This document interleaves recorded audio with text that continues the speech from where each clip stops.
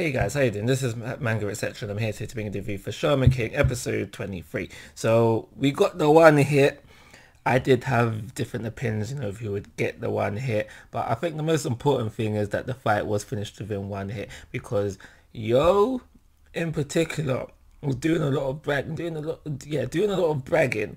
So for them to then turn around and not finish the fight in one hit would have been like, you all talk, what's that saying? How does the saying go?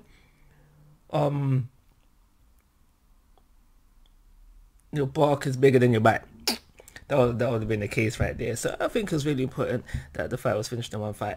I wanted it to be Ryu because, like I said in my last review, Ryu hadn't shown nothing yet. I was assuming that he was the weakest out of the three. I think that is so, but I was assuming that he was the weakest out of the three, and it would have been nice for the weakest member to take out everyone, just so like Yo can be like, yeah, I ain't shown nothing yet, keeping my stuff in reserve. But that's not the case. We do end up having Yo finally stepping forward and finishing off Team Iceman. So another thing, well, yeah, there's a couple of things I liked about this episode, but one of them being was that how I feel like the power-ups that everybody got really, Ryu and Fouts. It's not just it seems, especially for Fouts and Ryu within this episode anyway. It doesn't seem just like, okay, they read this book, yay, power up. For me it feels like they read the book, and the power ups are also got to do with the upbringings, the path that they've led, their history, and also their family history as well. That's led all that the experiences and possibly what's in life as well.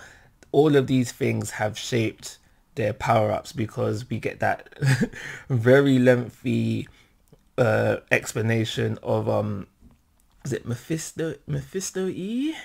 France's giant oversoul, and then we get the very lengthy explanation of that and how that roots within roots in his family history, and we get the explanation of Ryu's power up and that how that resides in his path, and you see that all links to his dream as well, finding his best place. And there was that image as well where you see Yo's grandfather and then the other members of his gang as well. So it was, like I said, I feel like these power-ups are rooted in family history, the paths they've led the path they have led through now, the destiny they want, the wants and dreams. Also that, and reading the book and not just reading the book itself. And that's how I felt, possibly a dubbing issue, but that's how I felt like when I watched the OG anime as a kid. It was just, yeah, they read the book, power up. But I feel like there's more to it within. So there's that. There's that. And another thing is just that I really started to feel like, I knew they weren't gonna win at all. Even though this fight happened in the OG anime, and I can't remember it at all, I'm not gonna lie. But I really started to feel sorry for them, and kind of also kind of slightly wanting them to win because they were fighting so hard, they were trying so hard, and at the end of the damn day, you get little tidbits of their backstory of how they was worked so hard, but at the end of the damn day, they just couldn't pull through. And it starts to make you feel sorry for them. So one thing that I do want to mention right here and now is that I got a comment in my last review basically just telling me about a scene within the manga. It's definitely in the manga. I'm not sure if it was in the OG anime, but basically this scene is where you have Trey confronting Team Iceman. This is the night before the fight, and they freeze Trey, and Trey basically has a moment where he thinks to himself, can Yo actually beat these guys? And the reason why I bring this up now is because I feel like because they cut out that scene, there's two scenes within this episode where they they don't make much sense. They don't make much sense. So the first one's within the fight where you have Trey talking. I can't remember exactly what he says, but that's the first scene where you have Trey talking. I think he's addressing Yo. I think he's addressing Yo about how strong he's become. And the other scene, and the more mind-boggling one for me, is the scene at the very end of the episode where the fight's said and done. They're all chilling together, but you have Trey and I think it's the leader sitting at the bar together talking. I feel like that would have made more sense if we kept out the deleted scene that I just previously mentioned. So yeah, there was a lot of flexing within this episode, especially where you had Ryu breaking out the ice. It's like, yo, my Furioku hot, baby. You got this ice is nothing. My Furioku's the sun out here. Obviously, I'm paraphrasing slash exaggerating the situation, but yeah, there was a lot of flexing. And then when Yo was like, no, it's cool, it's cool. You guys chill. Pun intended. I've got this, and then they couldn't freeze him. A lot of flexing as well. And another flex moment that I really liked is when it goes all back to the thing where Ryu was explaining his giant oversoul to come, and he's all powering up and he's his giant oversoul, and then they started sweating. They're like, yo, it weren't a bluff. We ain't ready. There was a lot of flexing. The thing is, I think for me personally, that's what made this episode so much enjoyable. I like that. I feel like these giant oversouls are not just a power up, and there's more to it than that.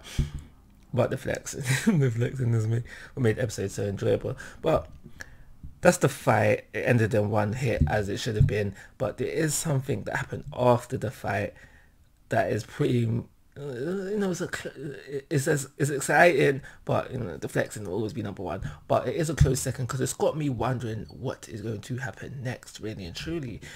Before I go into that, I just want to mention one thing. So at the very end of the episode, how we end off the episode is we have Yo. He's come back to. He's met up with Lysak, and they're gonna talk. What they're gonna talk about, I have no idea. But personally, I don't think it matters too tough. Yeah, I don't think it matters too tough, but it's something that's going to happen, and we'll see when it does. For you manga readers, you know I've gotten already. You know what's gonna happen. Sorry, already. So yeah, there's that, and also for this other thing, you know what's gonna happen as well. But there's something that I'm really excited about, because in all honesty, I don't know, and this is what I was waiting for the 21 version, when it comes to the point where I don't know. But yeah, so basically, let me get into it. We have Ren. It's after the fight. He didn't stay to watch the full fight. He knows that Fouts and Ryu have gotten stronger as well, but he knows that Yo has gotten ridiculously stronger. And Zeki approaches him, and he basically is like, yo, join me and I'll tell you the secrets to the book. And I was like, oh my gosh, what is Ren going to do in this situation? Because for now, he is saying no. But there is the possibility, I have to entertain the possibility, that Ren might go dark side. Because I was thinking, OG anime, Ren, from my knowledge, from my memory, Ren doesn't go dark side. He stays faithful to the boys, Team Yo. But this is not the OG anime. We're following the manga now. And so what I see happening is that Ren does go dark side and join Zeki. But this is how I think it's going to roll out. I could be wrong. I don't mind being wrong. But I think it's exciting if it does happen. What I feel will happen is, because if I'm not mistaken, the next fight for both teams is to fight each other. So what I feel like is going to happen is that Team Ren lose, and it's after this that Ren joins the fight. Joins Zeki, because if not, Okay, I was gonna say if not, then Team Ren will slowly become irrelevant to the story. But there is other ways that it could go about. For example, just to keep them able to fight, help out with Tekla. I don't think Toma's gonna end. To help keep helping out at the end. Anna could also train them, and via the book.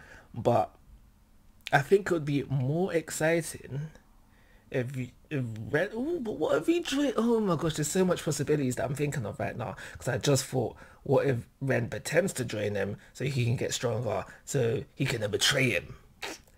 There is so much possibilities right now. But for anyone who's just riding this train with me, who's even if you just don't know about the ending via the manga, or you just watched OG anime, or you're riding out Shaman King for the first time in the 2021 version, what do you think Ren is going to do? Do you think he's going to join is either he joins Team Ziki and stays relevant this way, or doesn't join Team Ziki and stays relevant in another way? Please let me know your thoughts and opinions in the comment section. I am going to give this episode a 4-star rating. Yeah, 4-star rating.